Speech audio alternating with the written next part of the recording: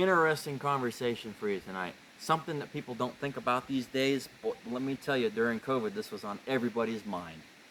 When we grew up in the 90s, maybe we were getting old through the 90s or just living through the 90s, we all remember these plastic bags, even before the 90s.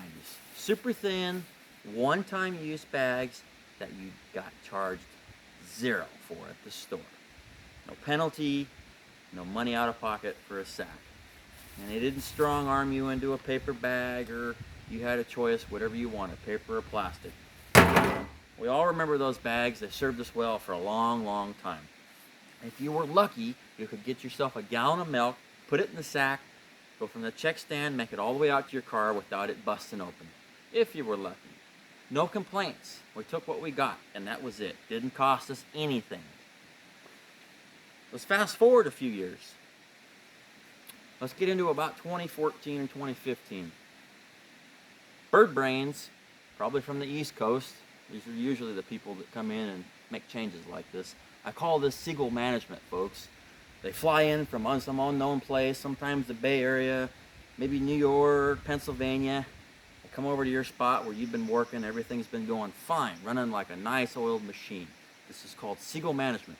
They fly in, change all these plans, shit all over the place, and fly out. It's called seagull management. This is probably what happened to our plastic bag nonsense even before COVID. So, we get into the 2014, 2015 era. I'm not going to do any political things today, but you can guess what we're getting into. Somebody said, maybe we should try and getting less and less of these plastic bags. Maybe we should put a penalty on them for people who are buying them. Now, for states that had sales tax, this would have been an easy thing.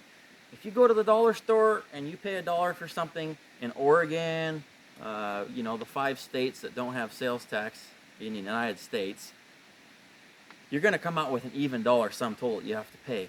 In any of these sales tax states, you're always going to have an odd number, and it's going to be probably some cents included anyways. Whatever. Take with what you got. If you're spending $23 and you get taxed, and now you've got $24.04 because you bought a paper bag or a plastic bag because you got penalized, big deal. People don't even notice it. In the state that you don't have sales tax, this would have been real noticeable.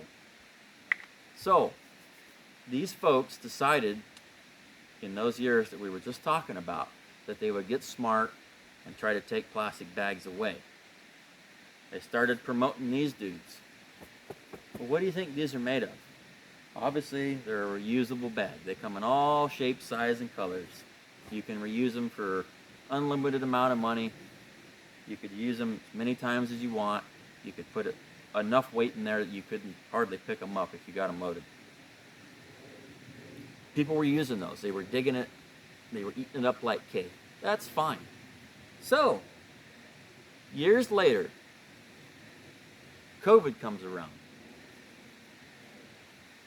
These goofballs, the same ones that decided to take plastic bags and try to shut them down and take them away, and some stores got on the train. They weren't selling plastic bags and they weren't giving them away anymore. They just plain took them away and offered paper.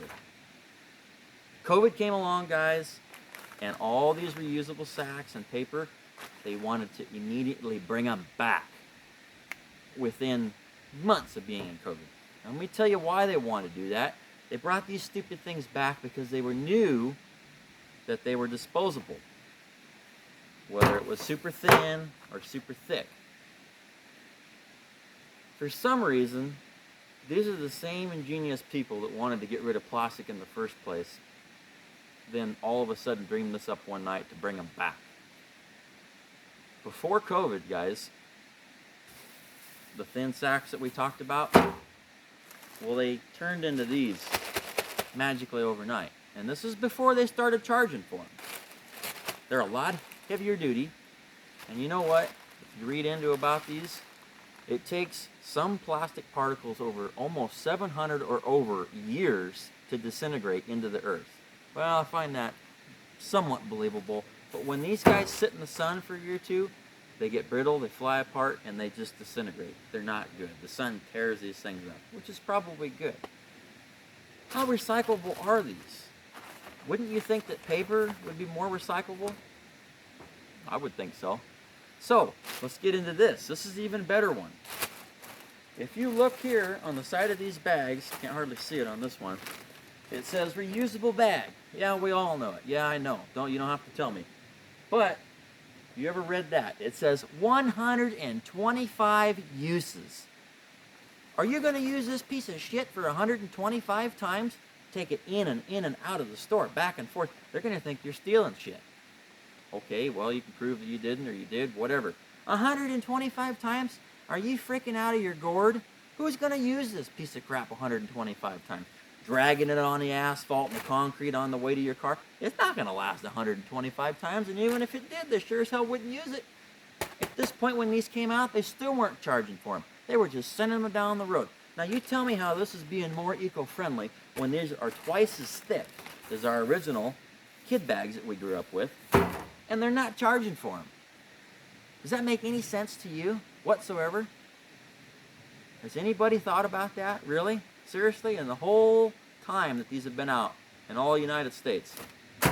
What a farce. Let me tell you, I think Bernie Sanders was behind it. We'll blame it on Bernie Sanders. Mr. Stop Sign himself. Too many stop signs in this country. If we took down some of the stop signs, it would make America so much easier. You take down the stop signs, maybe the plastic bags will go with it. Remember what I told you about Siegel management. So, talked about COVID. COVID came along, disrupted everything. Folks, you can blame COVID on never ever getting a free plastic or paper sack again. I know we're over COVID. Nobody's wearing masks anymore. The whole shebang. It's over. Even Biden himself said, COVID's a thing of the past. Doesn't exist anymore. Well, why are we still charging for plastic and paper bags? Make things go back to the way they were when they were normal, before we had to do that. If you're in a sales tax state or a non-sales tax state and you spend $20, now you got to spend $20.05. So you're probably going to break a 1. And you can always count on having change in your pocket thanks to these bird brains. What else can they screw up in this country? Yeah, I know it's not a big deal. Plastic, paper bags, whatever it is. But it's something that we'll have to live with in the rest of our life. Here's another one for you. So Walmart in particular, they started yakking up this thing about January 1st, 2023. They were going to get rid of plastic bags. Well, they did for about 3 weeks. People complained and bellyached and called every phone in the book, every Walmart, that's all these complaints. They actually bent over and they actually broke their own rules and brought plastic bags back for almost 6 months. 6 months. Just because people were complaining so much. Does that make any sense? They took them away again just after that, and then they brought them back again. And you know what they said? They said, well, we've got boxes and pallets upon pallets of storage of unused plastic bags that we haven't used yet. So we're trying to get rid of them. Of course, they've been selling these damn things all along. Walmart, Target, Fred Meyer.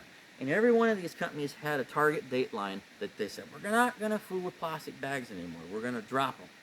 Not selling them anymore. They kept bending and breaking their own rules, stepping all over themselves. It's the funniest thing.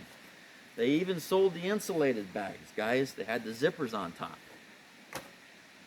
People would use those for one time and you'd see them on the side of the road. I've seen as many of these in the ditch as I've seen these 90s bags floating around. So what's the fix? Paper or plastic? The next time they ask you at the cashier's checkout station, paper or plastic, you think about it. If you're in a sales tax state, you think about it. If you're in a non-sales tax state, think about it even harder, because you're going to have to break a $1 bill just so you can get out of there with a paper sack and get penalized because of the COVID shenanigans. Let me know what you think.